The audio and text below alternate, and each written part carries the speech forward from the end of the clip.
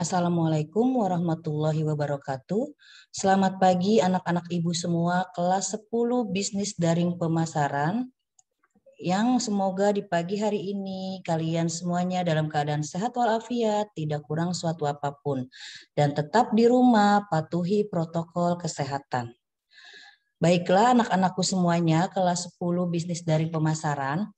Di pagi hari ini, di hari Sabtu yang cerah ceria ini, Ibu Arna akan melanjutkan materi yang minggu lalu sudah Bu Arna bahas, ya. Sekarang kita materinya berlanjut ke materi yang baru, yaitu mengenai lingkungan bisnis internal dan juga lingkungan bisnis eksternal. Kalian cukup buka buku yang ada di rumah, buku kalian, buku perencanaan bisnis, atau kalian bisa lihat langsung di slide yang Ibu sudah buat. Oke, sebelum kita memulai materi pada pagi hari ini, ada baiknya kita membaca basmalah. Bismillahirrohmanirrohim. Materi kita yaitu lingkungan bisnis internal dan eksternal. Sebelumnya kita melangkah ke yang lebih jauh lagi, kita artikan dulu lingkungan internal apa, lingkungan eksternal apa. Yang pertama lingkungan internal. Lingkungan internal adalah merupakan lingkungan yang secara langsung mempengaruhi aktivitas suatu organisasi yang berasal dari dalam organisasi itu sendiri. Jadi lingkungan internal itu ya nak ya, lingkungan yang berada di dalam organisasi itu atau yang berada kalau kalian di sekolah berarti yang berada di dalam sekolah itu internal. Biasanya siapa aja sih Bu yang ada di internal gitu ya. Nah, ini ada di bawahnya. Lingkungan internal meliputi apa aja? Yang pertama pemilik atau owner. Ya, kalau di sekolah berarti pemilik yang punya sekolah, berarti pemilik yaitu yayasan. Ya, kalau di sekolah, kalau misalkan di lingkupnya perusahaan berarti pemilik perusahaan. Ya. Lalu ada dewan direksi. Dewan direksi ini siapa aja dipilih oleh pemegang saham dan pemilik untuk mengelola organisasi. Dewan direksi itu bisa manajer, bisa direktur kalau di perusahaan. Kalau di sekolah berarti kepala sekolah, wakil kepala sekolah, gitu ya. Seperti itu. Nah, kalau yang ketiga ini adalah karyawan. Karyawan itu kalau di perusahaan berarti karyawan atau pegawai. Kalau di lingkungan sekolah berarti guru. Ya, bisa juga nanti setelah guru ada bagian OB-nya, cleaning service-nya seperti itu. Ya. Jadi Ibu ulangi lagi ya. Lingkungan internal itu lingkungan yang secara langsung mempengaruhi aktivitas suatu organisasi yang berasal dari dalam. Jadi kalau internal itu dari dalam organisasi itu sendiri. Ya, dari dalam berarti kalau kalian misalkan di sekolah berarti dari dalam lingkup sekolah, tapi kalau dari perusahaan dari dalam organisasi atau perusahaan. Nah, siapa saja yang termasuk lingkungan internal? Yang pertama tadi pemilik atau owner. Kalau di perusahaan berarti si siapanya nih? Yang punya perusahaan ya, berarti ya si pemilik perusahaannya, CEO-nya, gitu kan, komisarisnya. Tapi kalau di sekolah itu berarti siapa? Yang punya sekolahnya, yayasan, itu berarti ownersnya. Nah, yang kedua dewan direksi. Nah, dewan direksi itu yang Bu Ana tadi contohkan seperti direkturnya, manajernya, supervisor, gitu ya, staf-stafnya. Nah, itu kalau di perusahaan. Tapi kalau di sekolah berarti dewan direksinya siapa? Bisa kepala sekolah, wakil, seperti itu.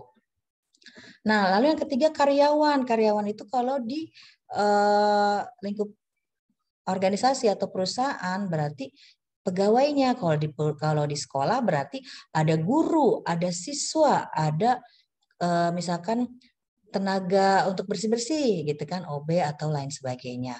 Nah, yang nomor 4 lingkungan kerja fisik. Berarti ada fasilitas, ada gedungnya, ada lokasi, ada peralatan. Berarti ada fasilitasnya nih, apa saja yang ada dalam perusahaan. Fasilitasnya berarti apa saja yang tersedia. Ada gedungnya, sudah pasti. Ada lokasi, ada peralatan. Sama seperti di sekolah. Lalu yang eksternal ya, yang eksternal itu berarti di luar. Nih, di luar. Kalau internal kan di dalam, kalau eksternal berarti di luar. dari si organisasi atau dari sekolah, misalkan tadi sekolah. Biasanya siapa kalau yang di luar? Itu bisa masyarakat, lingkungan. Ya, jadi seperti itu. Lingkungan yang mempengaruhi perusahaan. Lingkungan apa sih? Artinya segala sesuatu yang ada di sekitar kita dan berpengaruh terhadap diri kita. Nah, di sini lingkungan perusahaan, segala sesuatu yang ada di sekitar perusahaan dan memiliki pengaruh terhadap perusahaan. Biasanya tuh lingkungan itu sangat ini ya, Nak, berpengaruh terhadap perusahaan yang kita dirikan gitu kan. Itu mempengaruhi lingkungan juga. Selanjutnya, pengendalian lingkungan. Pengendalian lingkungan itu ada macam-macamnya. Pertama ada merger. Merger itu adalah penyatuan usaha dengan organisasi lain yang menjadi sumber ketidakpastian sehingga terjadi kepemilikan atau pengawasan bersama. Merger itu menggabungkan perusahaan yang satu dengan yang lain, atau usaha yang satu dengan yang lain, atau sekolah satu dengan sekolah yang lain kalau di sekolah. Jadi merger itu misalkan Bu Arna punya perusahaan nih, perusahaannya bergerak di bidang misalkan makanan gitu kan. Karena Bu Arna takutnya mengalami kemunduran perusahaan Bu Arna, nah Bu Arna melakukan merger atau penyatuan usaha dengan orang lain gitu kan. Oh, kita kerjasama yuk, kita merger gitu biar kita bisa menjalankan usahanya bersama-sama. Itu merger ya. Nanti kepemilikannya atau pengawasannya juga bersama-sama. Itu merger, menyatukan atau menggabungkan usaha kita dengan orang lain. Lalu ada kontrak atau joint ventures. Artinya kontrak atau usaha patungan dapat mengurangi ketidakpastian melalui ikatan bersifat formal, perjanjian. Jadi adanya surat perjanjian. Biasanya kalau kita mau kerjasama gitu ya, itu harus ada surat perjanjian. Seperti itu. Lalu ada kooptasi, upaya memasukkan orang-orang penting dan berpengaruh pada lingkungan untuk masuk ke dalam organisasi. Misalkan memasukkan pejabat pemerintah, analisis senior, kejajaran komisaris di perusahaan swasta. Jadi kalau kooptasi ini memasukkan orang-orang penting. Ya, misalkan biasanya nih investor itu bisa gitu kan. Investor itu biasanya yang menanamkan sahamnya ke perusahaan kita. Itu bisa kita masukkan ke dalam kooptasi ini gitu kan. Lalu selanjutnya ada iklan dan humas. Iklan dan humas ini merupakan cara tradisional untuk menciptakan hubungan yang baik dengan lingkungan agar tujuannya itu mempengaruhi pandangan dan pilihan masyarakat. Biasanya kita ada di dalam suatu perusahaan itu ada humasnya, ada iklannya. Agar perusahaan yang kita dirikan itu dikenal orang. Sama kayak sekolah juga gitu. Ada bagian humasnya yang nantinya akan menjelaskan Ataqwa itu seperti apa sih, sekolahnya seperti apa, seperti itu ya. Sama di perusahaan juga gitu. Kalau kamu punya perusahaan nanti bisa tuh kamu menunjuk satu orang yang di bagian humas atau disebutnya public relation. Jadi dia hubungan masyarakat. Jadi nanti orang tahu oh perusahaan kita tuh ini loh keunggulannya ini seperti itu. Selanjutnya asosiasi pengusaha sejenis. Melalui asosiasi pengusaha sejenis seringkali dapat memunculkan suatu kekuatan yang cukup besar. Artinya gini yang tadi Bu Arna bilang, kita asosiasi itu artinya lembaga gitu ya. Ibaratnya nih lembaga yang di dalamnya mungkin para pengusaha-pengusaha atau entrepreneur bergabung semua di situ. Gitu kan, misalkan pengusaha batik, kumpullah dia ada asosiasinya, ada perserikatannya, ada ibaratnya perkumpulannya gitu, seperti itu. Jadi nanti kan dia akan bisa sharing satu sama lain, perusahaannya kok bisa berkembang sih, batik si A, batik si B kok belum. Nah, nanti bisa sharing di situ.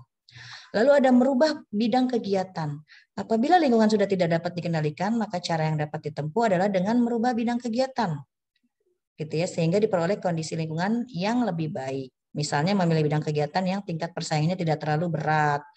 Seperti itu. Jadi kegiatan misalkan dalam perusahaan apa nih? Misalkan kegiatan dalam perusahaan contohnya misalkan kalau di pemasaran apa? Misalkan contohnya membuat produk. Nah, itu membuat produk itu kita manage atau kita kelola dengan baik seperti itu. Yang terakhir adalah kesempatan bisnis. Kesempatan bisnis di sini dengan cara apa saja.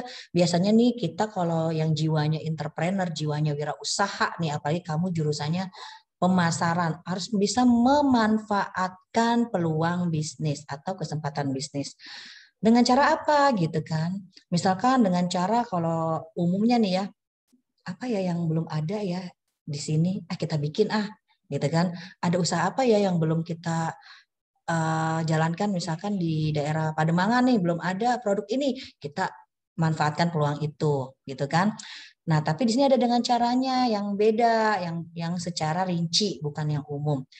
Pertama, caranya dalam memperoleh kesempatan bisnis adalah penuhi kebutuhan konsumen. Kira-kira kita harus tahu nih, konsumen lagi butuh apa ya sekarang? Apalagi masa pandemi gini, kira-kira butuh apa ya? Yang paling banyak dibutuhkan konsumen apa ya? Kita mau buka ini deh, jual masker. Nah, itu kan penuhi kebutuhan konsumen. Atau kita jual sembako murah, gitu kan? Atau kita mau menjual face shield. Itu kan penuhi kebutuhan konsumen. Lalu jual keunikan. Ini yang Bu Arna bilang, kita akan bisa bersaing dengan orang lain kalau kita bisa punya keunikan di barang yang kita jual. Sama-sama jual masker, keunikannya apa ya masker kita? Sama-sama jual tempe mendoan, keunikannya apa ya tempe mendoan kita? Jadi jual keunikannya apa? Gitu, biar beda dengan orang lain, apalagi yang sejenis jualannya tuh sama gitu kan. Lalu ada duplikasi usaha lain.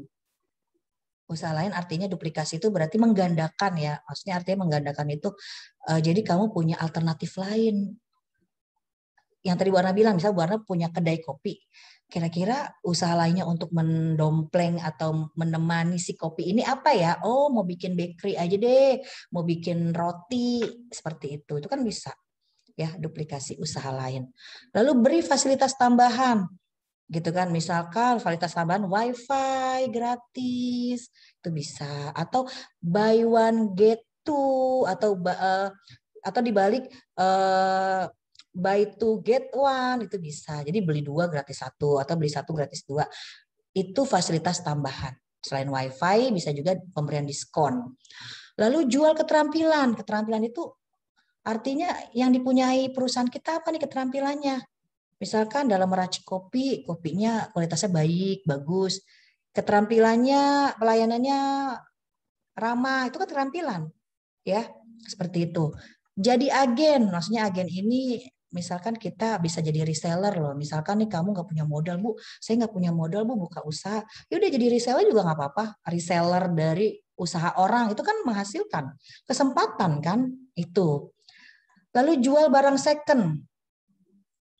Ini sama juga nih, kamu misalkan dari sekarang nih udah nyari-nyari duit, pandemi gini susah ya, uang jajan nggak dapet karena nggak sekolah.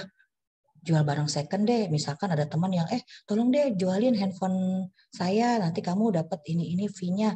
Itu bisa loh, ya kan, jual barang second. Jadi kesempatan bisnis itu dari macam-macam. Nah, kamu mengumpulkan aqua gelas pun, walaupun kamu lihat ya cuma segitu, itu kesempatan bisnis juga loh. Artinya menghasilkan, ada hasilnya kan, walaupun mungkin nominal rupiahnya tidak besar, ya.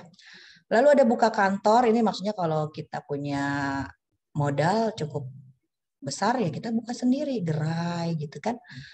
Jalankan DS atau MLM. DS itu direct selling. Jadi atau MLM, multi level marketing, yang Ibu tadi Ana bilang, misalkan teman kamu punya bisnis Shopee Martin, kamu ikut ngejualin, itu kan MLM nah artinya. Ya, seperti itu. Nawar-nawarin ke orang lain melalui brosur, itu namanya menjalankan DS atau MLM. Beli waralaba. Waralaba itu maksudnya misalkan kita sudah berkembang nih perusahaannya, usahanya udah berkembang satu, pengen supaya berkembang lagi, pengen buka cabang. Ya, waralaba jadinya cabang. Usaha prospektif, maksudnya beli usaha prospektif itu kalau nanti kamu lihat kayaknya ada usaha nih yang kayaknya kedepannya akan bagus nih. Cari kita beli kalau kita punya dana. Kalau kita punya dana, kita cari investor. Gitu kan. Lalu ada beli usaha sekarat. Maksudnya gini, kalau ada teman kita atau pesaing kita yang kira-kira mau kolaps nih, bukan kolaborasi ya, ini kolab maksudnya mau jatuh usahanya, bisa kita beli usahanya, ya nanti kita jalankan sendiri, atau bisa juga tadi digabung, atau beli lokasi, ini juga sama, buka lokasi artinya kalau kita punya dana yang cukup, modal yang cukup, kita bisa buka lokasi sendiri. Lalu ada usaha bersama, ini yang tadi merger, bisa gabungan. Ya, itu saja materi yang Ibu Arna berikan pada Sabtu pagi hari ini. Jangan lupa kalian simak materi ini di YouTube channel sekolah di SMK Takwa, serta beri tanda hadir sebagai keikutsertaan kalian absen di mapel perencanaan bisnis. Kurang lebihnya Ibu mohon maaf. Wassalamualaikum warahmatullahi wabarakatuh.